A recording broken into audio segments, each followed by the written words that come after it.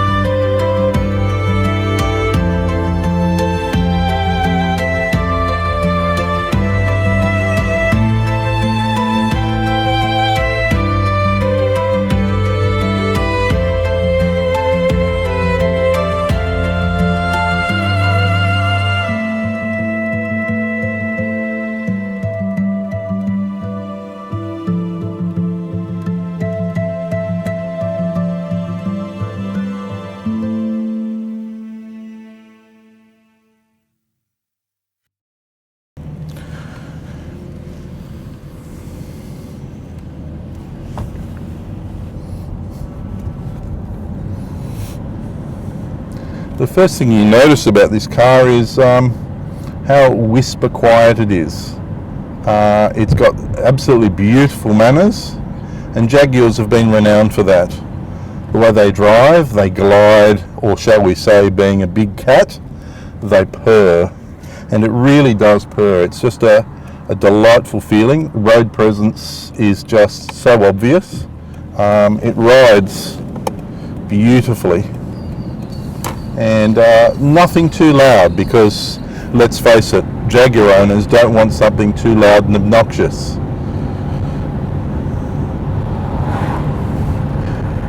There's no evidence of any creaks or rattles. And one could imagine driving this car across the continent, down to Monaco, across to Italy, or even within Australia, driving across, say, the Nullarbor or wide expanses of highways would be the dream. However, unfortunately, the reality in most situations is that this didn't happen very often because people were scared, people were worried, perhaps justifiably, about the reliability of the Jaguar. What would happen if the unthinkable occurred and it broke down? And so you ended up getting cars owned by enthusiasts that were driven spirited, but in short bursts on highways from time to time.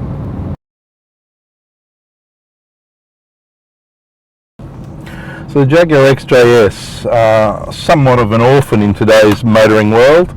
You cast your mind back to the 60s and the advent of the Jaguar E-Type and the sensation that it caused. A car that was just eaten up by the motoring public and media alike, and caused a sensation when it hit these showroom floors all around the world.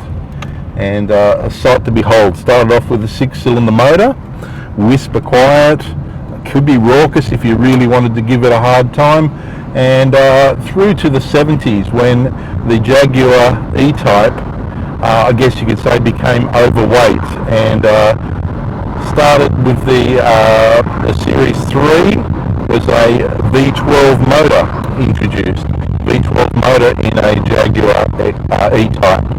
Now, very popular car, not quite as popular as the earlier machines, but you saw a car that was starting to look a little dated by the early 70s, mid-70s, and in 1975 the Jaguar XJS came out. The Jaguar XJS sporting that V12, 5.3 litre capacity, and to say that it was an understatement. It was a very controversial kind of car when it came out. The flowing lines of the E-Type, as beautiful as they were, and then the flowing lines of the XJS, but somewhat awkwardly styled, and it got mixed reviews all around the world, the XJS, and it wasn't the kind of reception that Jaguar wanted. Now, the XJS became very well known for high fuel consumption. It was fuel injected. It was on offer with a 4-speed manual box that was left over from the V12 E-Type, but of course once they used all those 4-speed boxes up, the specs stayed as an automatic car. Now, the XJS with the V12 unfortunately became well known for unreliability and high fuel consumption, which is not what people wanted in the 1970s. And it wasn't long before Jaguar was scrambling back to the drawing boards, and they came out with this particular car, the XJS-HE. Now, the HE stands for high efficiency, and that talks about the May heads, the special high efficiency heads that gave a lot better fuel economy, and hence you got a car that was very user friendly and just a glorious cruiser. Now, over time, this machine that was pumping out 220 kilowatts, which isn't a lot of power in today's day and age, but certainly in those times it was something. Lo and behold, this very quiet GT became known as something that was worth holding on to and cherishing, and today they are reasonably collectible cars.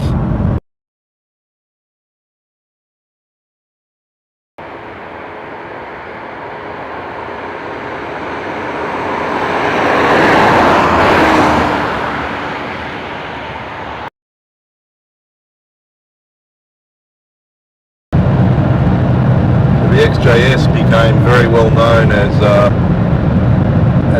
a cruising car, a cruising grand tourer.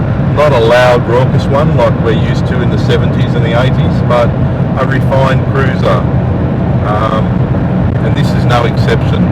The way that it eats up the miles, the way that it eats up kilometres in Australia, like I said, it's just a beautifully balanced car to drive. And when you're putting your foot down,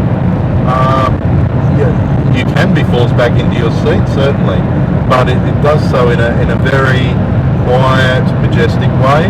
And as the ads used to say, for Jaguar in the 80s and the 90s, smooth as silk. And that's probably a good way of describing this car. They were well equipped, unlike the E-types. This car has cruise control, this car has air conditioning, and fuel injection for want of lots of other benefits as well. But looking around, the way that the car's built, the leather, and just the fine English craftsmanship that you see in these cars that has continued to this day. But we're talking about a car that wasn't mass produced to the extent that we've got today. And just a beautiful cruiser. I'm not, as you see, I'm being overtaken by a four-wheel drive. I'm not trying to break any speed limits, but we're doing this drive in complete comfort, and it's just a sight to behold, and just very comfortable. However, if you're a tall person, it's somewhat tricky to get in and out of, and if you're a really tall person, this is probably not the car for you, because the XJS is somewhat complicated to get in and out of with these big sill panels, I should say, down the bottom, and maintaining the strength of the car. But like I said, this particular car is for sale. Please message me if you are interested. The owner is keen to get rid of it, but not at a desperate sale price. But you've heard it, folks. I'm not allowed to buy it at this stage.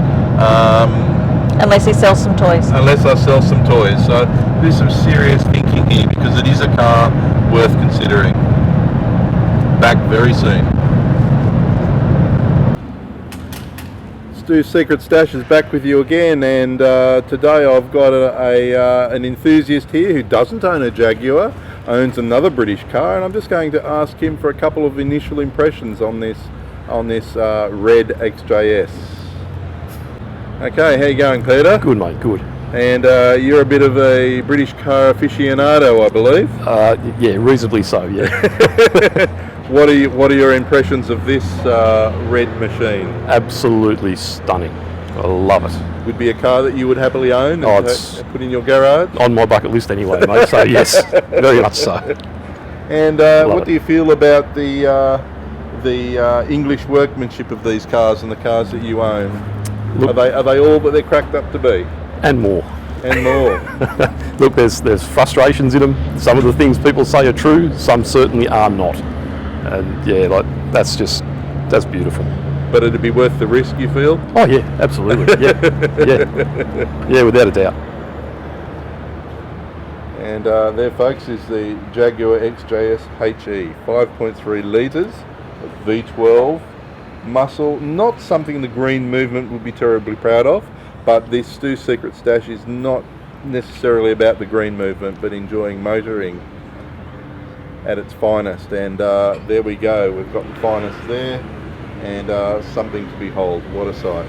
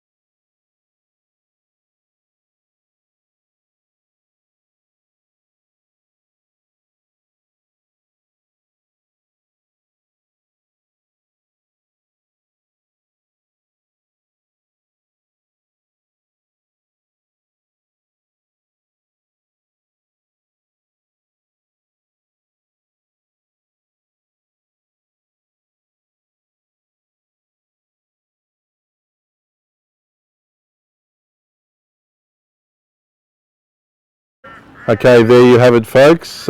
Stoo's Secret Stash signing out today with the test drive of the beautiful Jaguar XJS-HE V12, and thank you for joining me. Don't forget to like and subscribe to my channel, and we'll be having lots more films in the future around motoring, of course, travel and music.